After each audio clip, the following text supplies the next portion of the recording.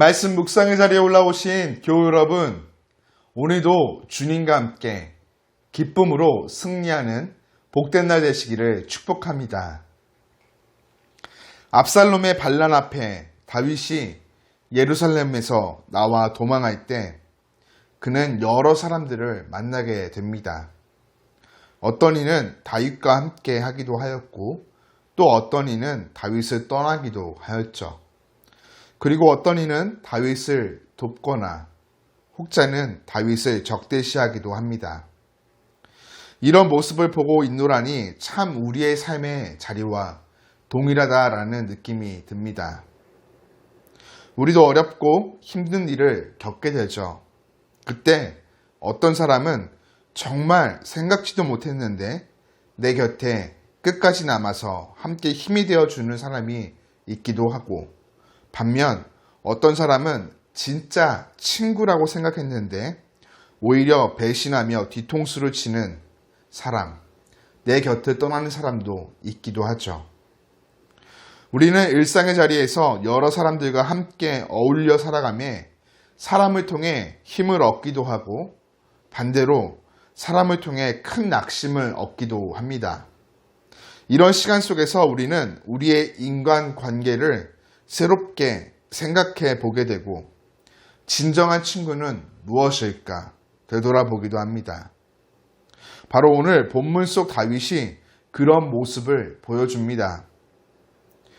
예루살렘을 빠져나온 다윗 일행은 무비보셋의 종이었던 시바를 만나게 됩니다. 시바가 홀로 다윗을 찾아왔죠. 다윗에게 시바는 놀랍게도 나귀 2마리에 안장을 얹고 떡 200개와 건포도 100송이, 여름과일 100개와 포도주 한 가죽부대를 싣고 옵니다. 다윗이 왜 이것을 가져왔는지 시바에게 묻자 시바는 이 나귀들은 왕의 가족들이 타고 떡과 여름 과일은 신하들과 군사들이 먹고 포도주는 누구나 광야에서 기진할 때 마실 수 있도록 가져왔다 고백합니다. 이 음식들은 다윗과 그를 따르던 자들이 요긴하게 먹을 수 있는 음식이었죠. 가장 어려운 시기, 다윗을 감동시킬 만한 일이었습니다. 다윗은 이 일에 크게 감격하며 감사합니다. 그러면서 내 주인의 아들은 어디에 있느냐? 무비보셋의 행방을 묻죠. 이 질문 앞에 시바의 대답은 매우 충격적이었습니다. 예루살렘에 있는데 그가 말하기를 이스라엘 족속이 오늘 내 아버지의 나라를 내게 돌리리라 하나이다. 다윗이 요나단과의 우정과 언약을 지키기 위해 일부러 찾아 왕궁에 들이고 영지를 주어 후대해 준 사람이 바로 무비보셋이었죠. 이 종이 무엇이기에 왕께서 죽은 개 같은 나를 돌아보시나이까 고백하며 감격했던 사람이 이제는 다윗이 쫓겨나고 압살롬이 왕이 될 듯하자 내 아버지의 나라를 말하고 그 나라가 자기에게 돌아갈 것을 기대하고 있다라는 것이죠. 이에 다윗은 분노합니다. 무비보셋을 섬기라고 보낸 종이 자신에게 호의를 베푸는 그 상황이 그의 마음을 흔들죠. 그래서 무비보셋에게 하사했던 재산을 몰수해 시바에게 준다고 선포합니다. 이에 시바는 다윗에게 절하며 깊은 감사를 표하게 되죠. 여러분, 그런데 말입니다. 여기 놀라운 반전이 있습니다. 우리가 읽지는 않았지만 사무엘하 19장에 가보면 지금 다윗에게 시바가 하는 모든 말들이 거짓말이라는 것이 밝혀지게 됩니다. 시바가 다윗이 어려운 틈을 타 호의를 베풀고 도움을 주므로 자신에게 최대한 유리한 상황을 만들어 이득을 취하려 하였던 것이죠. 그렇습니다. 오늘 본문은 우리에게 여러 가지를 생각해 보게 해줍니다.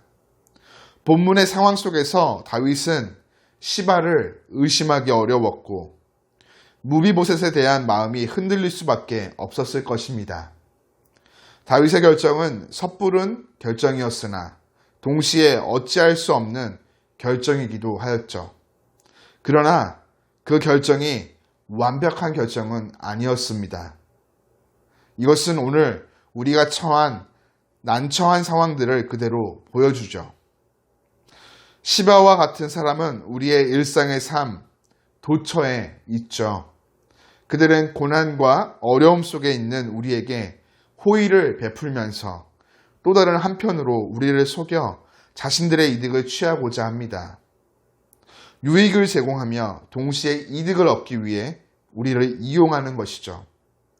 우리가 주님의 뜻대로 세상을 살아가기 위해선 늘 깊은 지혜와 통찰력이 필요하고 동시에 그럼에도 불구하고 우리는 여전히 다 알 수 없다는 주님의 도우심이 필요하다는 겸손이 필요함을 기억해야 합니다.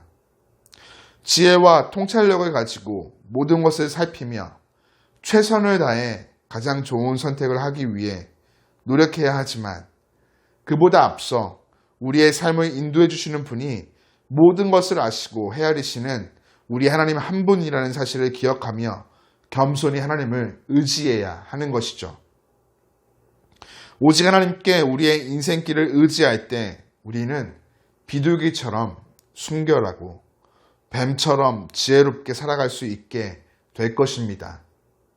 또한 그런 우리에게 선한 목자 되시는 주님, 길을 인도하여 주시고 지켜 주실 것입니다. 오늘도 주님을 의지함으로 때에 맞는 지혜와 통찰력 그리고 분별력을 얻어서 삶의 자리에서 후회 없는 가장 좋은 선택을 내리는 우리 모두가 되기를 주님의 이름으로 축복합니다.